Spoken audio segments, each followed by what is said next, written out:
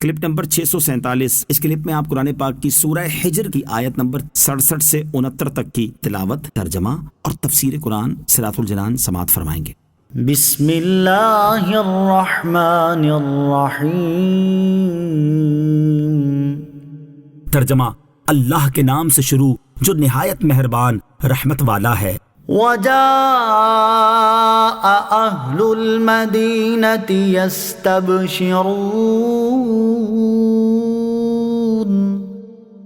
قال ان هؤلاء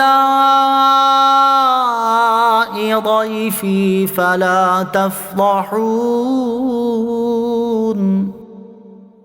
واتقوا اللہ ولا تخزون۔ ترجمہ: اور شہر والے خوشی خوشی آئے۔ لوط نے فرمایا یہ میرے مہمان ہیں تو تم مجھے شرمندہ نہ کرو اور اللہ سے ڈرو اور مجھے رسوا نہ کرو۔ وجاء اہل المدینہ، اور شہر والے آئے۔ حضرت لوط علیہ السلام کی قوم کے لوگ شہر صدوم میں آباد تھے۔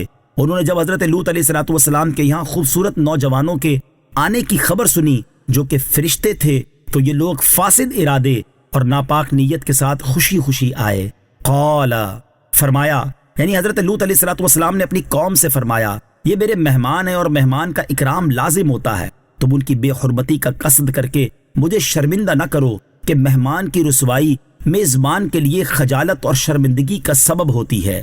تاجدار رسالت صلی اللہ تعالی وسلم کی مہمان نوازی۔ اس سے معلوم ہوا کہ مہمان کی عزت و احترام اور خاطر تواضع کرنا انبیاء کرام علیہ السلام کی سنت ہے، اگرچہ میزبان اس سے واقف بھی نہ ہو۔ یہاں سید المرسلین صلی اللہ تعالی علیہ وسلم کی مہمان نوازی کے 3 واقعات ملاحظہ ہوں۔ نمبر 1، حضرت ابو رافع رضی اللہ تعالی عنہ فرماتے ہیں ایک شخص حضور پرنور صلی اللہ تعالی علیہ وسلم کا مہمان بنا۔ اس وقت آپ علیہ السلام کے پاس کوئی ایسی چیز نہ تھی جس سے اس کی مہمان نوازی فرماتے۔ آپ علیہ السلام نے مجھے ایک یہودی شخص کے پاس بھیجا اور مجھ سے فرمایا کہ اس سے کہو محمد صلی اللہ علیہ وسلم تم سے کہتے ہیں کہ میرے پاس مہمان آیا ہے، اس لیے مجھے رجب کا چاند نظر آنے تک آٹا قرض دے دو۔ یہودی نے کہا اس وقت تک آٹا نہیں ملے گا جب تک کوئی چیز رہن نہ رکھو گے۔ میں حضور اقدس علیہ السلام کی بارگاہ میں حاضر ہوا اور انہیں یہودی کی بات بتائی تو آپ علیہ السلام نے فرمایا اللہ عز و جل کی قسم میں آسمان میں بھی امین ہوں، زمین پر بھی امین ہوں، اگر مجھے آٹا قرض دے دیتا یا بیچ دیتا تو میں ضرور اسے ادا کر دیتا۔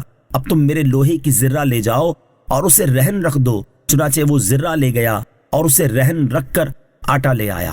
مصنف ابن ابی شیبہ میں ہے کہ ایک دیہاتی رسول کریم علیہ السلام کی بارگاہ میں حاضر ہوا اور بھوک کی شکایت کی تو آپ اپنی ازواج مطہرات کے گھروں میں تشریف لے گئے۔ پھر باہر تشریف لائے تو ارشاد فرمایا مجھے آل محمد صلی اللہ تعالی علیہ وسلم کے گھروں میں تیرے لیے کوئی چیز نہیں ملی۔ اسی دوران کسی طرف سے آپ علیہ السلام کی بارگاہ میں بھنی ہوئی بکری پیش ہوئی تو اسے دیہاتی کے سامنے رکھ دیا گیا۔ تاجدار رسالت صلی اللہ تعالی علیہ وسلم نے اس سے فرمایا تم کھاؤ۔ اس نے کھایا۔ پھر عرض کی یا رسول اللہ صلی اللہ تعالی علیہ وسلم مجھے بھوک کی تکلیف پہنچی تو اللہ تعالیٰ نے آپ علیہ السلام کے دست اقدس سے مجھے رزق دیا، اگر پھر کبھی ایسا ہو اور میں آپ کی بارگاہ میں حاضر نہ ہوں تو کیا کروں؟ ارشاد فرمایا تم کہو اللہم انی اسألک من فضلک ورحمتک فإنہ لا یملکہما الا انت۔ اے اللہ میں تجھ سے تیرے فضل اور تیری رحمت کا سوال کرتا ہوں کیونکہ فضل و رحمت کا صرف تو ہی مالک ہے، تو بے شک اللہ تعالیٰ تجھے رزق دینے والا ہے۔ نمبر 3، تاجدار رسالت صلی اللہ تعالی علیہ وسلم کا اپنی ظاہری حیات مبارکہ میں مہمان نوازی فرمانا تو اپنی جگہ، آپ علیہ السلام مزار اقدس میں تشریف لے جانے کے بعد بھی اپنے در پہ حاضر ہونے والے بہت سے لوگوں کی مہمان نوازی فرماتے ہیں۔ چنانچہ حضرت ابو الخیر حماد بن عبداللہ اقطع رحمۃ اللہ تعالی علیہ فرماتے ہیں میں رسول کریم علیہ السلام کے شہر مدینہ منورہ میں داخل ہوا اور اس وقت میں فاقے کی حالت میں تھا۔ میں نے 5 دن قیام کیا اور اتنے دن میں کھانے پینے کی کوئی چیز تک نہ چکھ سکا۔ بالآخر میں قبر انور کے پاس حاضر ہوا اور حضور اقدس علیہ السلام، حضرت ابوبکر صدیق اور حضرت عمر رضی اللہ تعالیٰ عنہما کی بارگاہ میں سلام پیش کیا اور عرض کی یا رسول اللہ صلی اللہ تعالیٰ علیہ وسلم میں آج کی رات آپ کا مہمان ہوں۔ پھر میں اپنی جگہ سے ہٹ کر منبر اقدس کے پیچھے سو گیا تو میں نے خواب میں نبی کریم علیہ السلام کی زیارت کی۔ حضرت ابوبکر رضی اللہ تعالیٰ عنہ آپ کے دائیں طرف، حضرت عمر رضی اللہ تعالیٰ عنہ آپ کے بائیں طرف اور حضرت علی بن ابو طالب کرم اللہ تعالی وجہہ الکریم آپ کے سامنے تھے۔ حضرت علی نے مجھے حرکت دی اور فرمایا کھڑے ہو جاؤ، رسول اللہ صلی اللہ تعالی علیہ وسلم تشریف لائے ہیں۔ میں کھڑے ہو کر بارگاہ رسالت میں حاضر ہوا اور آپ کی دونوں آنکھوں کے درمیان بوسہ دیا۔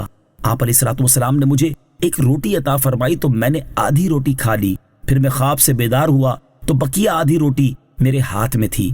یہ واقعہ علامہ ابن عساکر رحمۃ اللہ تعالی کے علاوہ علامہ عبد الرحمن بن علی جوزی رحمۃ اللہ تعالی نے اپنی کتاب صفت الصفوہ جلد 2 صفحہ 236 جز 4 پر، علامہ عبد الوہاب شعرانی رحمۃ اللہ تعالی نے طبقات الکبریٰ جلد 1 صفحہ 154 جز 1 پر، علامہ عمر بن علی شافعی رحمۃ اللہ تعالی نے طبقات اولیاء صفحہ 191 اور 192 پر، اور علامہ ابو عبد الرحمن محمد بن حسین رحمۃ اللہ تعالی نے طبقات صوفیہ صفحہ 281 پر بھی ذکر فرمایا ہے۔ واتقوا اللہ، اور اللہ سے ڈرو، یعنی مہمانوں کے معاملے میں تم اللہ تعالیٰ کے عذاب سے ڈرو اور میرے مہمانوں کے ساتھ برا ارادہ کر کے مجھے رسوا نہ کرو۔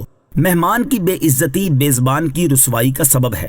اس سے معلوم ہوا کہ جیسے مہمان کے احترام میں میزبان کی عزت ہوتی ہے، ایسے ہی مہمان کی بے عزتی میزبان کی رسوائی کا باعث ہوتی ہے۔ اس لیے اگر کسی مسلمان پڑوسی یا رشتہ دار کے ہاں کوئی مہمان آیا ہو تو دوسرے مسلمان کو چاہیے کہ وہ بھی اس کے مہمان کا احترام کرے تاکہ اس کی عزت و وقار قائم رہے، اور مہمان کی بے عزتی کرنے یا کوئی ایسا کام کرنے سے بچے جس سے مہمان اپنی بے عزتی محسوس کرے، تاکہ یہ چیز میزبان کے لیے شرمندگی اور رسوائی کا باعث نہ بنے۔